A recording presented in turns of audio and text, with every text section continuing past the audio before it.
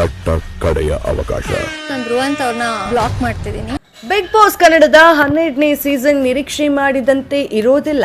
Show ಆರಂಭದಲ್ಲಿಯೇ ಕಿಚ್ಚ ಸುದೀಪ್ ಈ ಬಾರಿ ಇಬ್ಬರು ವಿನ್ನರ್ ಆದರೂ ಆಗಬಹುದೆಂದು ಸುಳಿವು ನೀಡಿದ್ರು. ಅದರಂತೆ 3ನೇ ವಾರಕ್ಕೆ ಒಂದು ಫಿನಾಲೆ ನಡೆಯುತ್ತಿದೆ. ಈ ಫಿನಾಲೆಯಲ್ಲಿ ಒಬ್ಬರು ವಿನ್ನರ್ ಅನ್ನು ಘೋಷಣೆ ಮಾಡಲಾಗುತ್ತದೆ. ಬಿಗ್ ಬಾಸ್ ಮನೆಯಲ್ಲಿ 100 ದಿನಗಳನ್ನು ಕಳೆದ ಬಳಿಕ ವಿನ್ನರ್ ಘೋಷಣೆ ಆಗ್ತಿತ್ತು. ಆದ್ರೀಗ 3ನೇ ವಾರಕ್ಕೆ ಒಂದು ಫಿನಾಲೆ ನಡೆಯುತ್ತಿರೋದು ಕಿರುತೆರೆ ವೀಕ್ಷಕರಲ್ಲಿ ಅಚ್ಚರಿ ಮೂಡಿಸಿದೆ. ಈಗಾಗಲೇ ಕಿಚ್ಚ ಸುದೀಪ್ 3ನೇ ವಾರದಲ್ಲೊಂದು ಫಿನಾಲೆ ನಡೆಯುತ್ತೆ ಎಂದು ಹೇಳಿದ್ರು. ಈಗ 3ನೇ ವಾರ ಬಂದೇ ಬಿಟ್ಟಿದೆ. ಈ ವೀಕೆಂಡ್ ನಲ್ಲಿ big boss mid season finale ನಡೆಯಲಿದೆ. ಇದು ಬಿಗ್ ಬಾಸ್ ವೀಕ್ಷಕರಿಗೆ ಹೊಸ ಅನುಭವ ತರುತ್ತಿದೆ.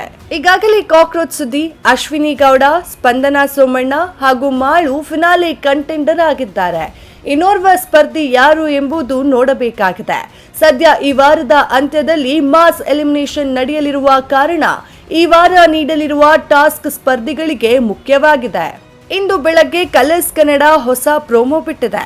ಫಿನಾಲೆ ಕಂಟೆಂಡರ್ ಅಲ್ಲದ ಸ್ಪರ್ಧಿಗಳು ಒಂದು ದೊಡ್ಡ ಬಲೂನ್ ಅನ್ನು ಒಂದು ತುದಿಯಿಂದ ಮತ್ತೊಂದು ತುದಿಯಲ್ಲಿರುವ ಮೇಜಿನ ಮೇಲೆ ಇಡಬೇಕು. ಹೀಗೆ ಒಂದು ತುದಿಯನ್ನ ಇನ್ನೊಂದು ತುದಿಗೆ ಸಾಗುವಾಗ ಮಧ್ಯದಲ್ಲಿ ಬಳ್ಳಿಯಿಂದ ಪರದೆಯ ರೀತಿ ಹಾಕಲಾಗಿದೆ. ಅದನ್ನು ತಪ್ಪಿಸಿಕೊಂಡು ಗುರಿ ಮುಟ್ಟಬೇಕು.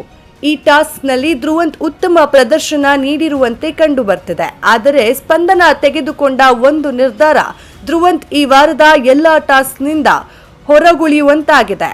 ಫಿನಾಲೆ ಕಂಟೆಂಡರ್ ಆಗಿರುವ ಸ್ಪಂದನಾಗೆ ವಿಶೇಷ ಅಧಿಕಾರವಿದ್ದು ಇದನ್ನು ಬಳಸಿ ನಾನು ಧ್ರುವಂತ್ ಅವರನ್ನ ಬ್ಲಾಕ್ ಮಾಡ್ತೇನೆ. ಅವರಿಗೆ ಸ್ಪೋರ್ಟ್ಸ್ಮ್ಯಾನ್ಶಿಪ್ ಇಲ್ಲ, ನಾನು ಆಡ್ಬೇಕು ಎಂಬುದು ಇಲ್ಲ ಎಂದಿದ್ದಾರೆ. ಬಳಿಕ ಬಿಗ್ ಬಾಸ್ ಧ್ರುವಂತ್ ಈ ವಾರದ ಎಲ್ಲಾ ಟಾಸ್ಕ್ ನಿಂದ ಬ್ಲಾಕ್ ಆಗಿದ್ದಾರೆ ಎಂದು ಹೇಳಿದ್ದಾರೆ. ಧ್ರುವಂತ್ ಹಾಗೂ ಸ್ಪಂದನಾ ನಡುವೆ ನಡೆದ ಜಗಳದಿಂದಾಗಿ ಸ್ಪಂದನಾ ಫಿನಾಲೆ ಕಂಟೆಂಡರ್ ಟಾಸ್ಕ್ ನಿಂದ ಧ್ರುವನನ್ನ ದೂರ ಇಟ್ಟಿದ್ದಾರೆ. ಈ ಸಿಟ್ಟನ್ನು ಸ್ಪಂದನಾ ಅವರು ಧ್ರುವ ಅವರನ್ನ ಟಾಸ್ಕ್ ನಿಂದ ಹೊರಗಿಡುವ ಮೂಲಕ ತೀರಿಸಿಕೊಂಡಿದ್ದಾರೆ ಎನ್ನಲಾಗ್ತಿದೆ. ಮತ್ತಷ್ಟು ಬಿಗ್ ಬಾಸ್ ಅಪ್ಡೇಟ್ಸ್ಗಾಗಿ ಫಾಲೋ ಮಾಡಿ ಫಿಲ್ಮಿ ಬೀಟ್ ಕನ್ನಡ.